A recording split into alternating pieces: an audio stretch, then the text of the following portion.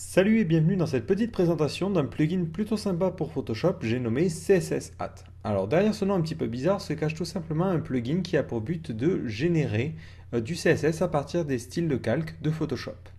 Donc le principe de ce plugin, c'est pas forcément de faire tout le travail pour vous, mais c'est un assistant qui vous permettra d'éviter les allers-retours inutiles entre Photoshop et votre éditeur. Alors, pour l'exemple, j'ai pris un formulaire de connexion, donc j'ai pris cette ressource sur le site Premium Pixel, qui est plutôt sympa, et mon but, c'est tout simplement de créer une version HTML et CSS de ce système-là. Donc au niveau HTML, c'est relativement classique, j'ai des div input avec des champs à l'intérieur. Et j'ai déjà créé le CSS que je vais tout de suite supprimer. Et le principe, ça va être de créer la même chose. Alors, le principal problème lorsque vous avez à créer des éléments comme ça, c'est que vous allez passer votre temps à faire des allers-retours entre Photoshop et l'éditeur.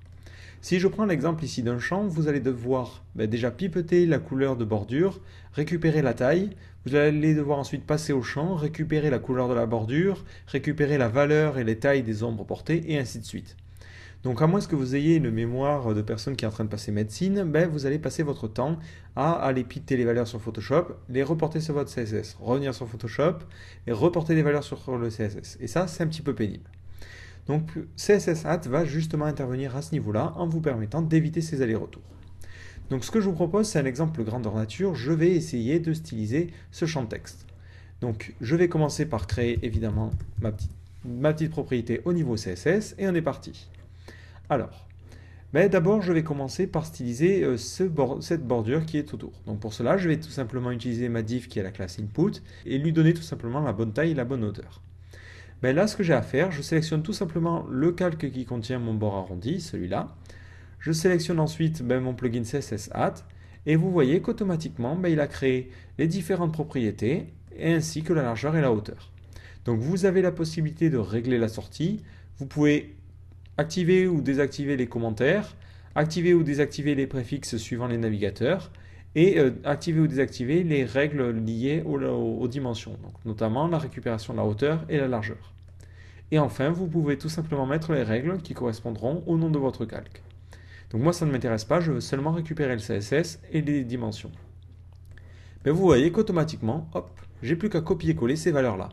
Et comme par magie, ça va créer au niveau de mon CSS les différents éléments. Donc évidemment, ça ne fait pas tout pour vous, ça ne peut pas gérer notamment le positionnement.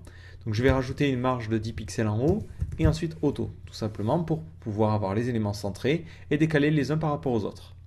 Donc maintenant, je vais passer à la stylisation des champs, donc input directement. Là, de la même façon, c'est très simple. Je sélectionne seulement mon champ et automatiquement, il récupère les différentes informations et j'ai plus qu'à les copier-coller. Donc évidemment, ça ne suffira pas. Vous allez voir que ça récupère les principaux éléments. En revanche, j'annule le padding par défaut qu'il y a sur les inputs. Je rajoute un text indent de 10 pixels, histoire de décaler le texte par rapport à la gauche. Et ensuite, je rajoute une marge pour centrer cet élément-là à l'intérieur de l'élément input, l'élément parent. Et hop, vous voyez qu'en 2 temps 3 mouvements, avec un seul aller-retour avec Photoshop, j'ai réussi à créer mes éléments. De la même façon, ça fonctionne aussi sur les textes. Je sélectionne mon texte, ça récupère la font family, font size et la couleur. Donc font family, je l'ai déjà mis en haut, donc c'est pas utile de le répéter partout. Donc ici, hop, je copie-colle mon style et je vais enlever le font family inutile. Et vous voyez, hop, j'ai mes textes qui se positionnent bien. Alors l'avantage, c'est que en plus de gérer le CSS standard, CSS Hat est capable aussi de gérer les préprocesseurs. Donc moi ici, je travaille avec Compass. Alors j'ai écrit du CSS classique, mais je peux tout à fait utiliser Compass. Donc je coche ici SCSS et automatiquement ça va générer des mixins plutôt que générer les propriétés standards. Donc là, vous voyez par exemple que pour ma div qui a la classe input, plutôt qu'avoir à mettre moz-border radius et ainsi de suite, j'ai juste à mettre ces propriétés-là. De la même façon, si je sélectionne maintenant mon champ, j'ai plus qu'à récupérer ces informations-là. Et pareil, de la même façon, il va utiliser les mixins plutôt que le reste. En revanche, il n'y a pas de mixin pour le font size ou autre. Et hop, vous voyez qu'automatiquement, en sauvegardant, je n'ai aucun changement. Donc ça fonctionne bien. De la même façon, on peut aussi récupérer les styles de calque sur des calques qui auraient des dégradés linéaires. Donc là, par exemple, si je crée ce bouton, donc sans forcément l'arrondi, hop, j'ai plus qu'à recopier ces valeurs-là. Et on est parti. De la même façon, .submit, à l'intérieur, je vais styliser le input et je copie-colle mes valeurs. Je rajoute un texte à l'incenter, histoire d'être raccord, et à la limite une hauteur de ligne de 28 pixels. De la même façon, sans même continuer, ce que je vais faire, je vais récupérer les informations sur le texte. Vous voyez en plus qu'ici, ça gère le texte shadow. Donc je copie les différentes informations. Donc je n'ai pas besoin du font family, je le supprimerai plus tard. Et voilà.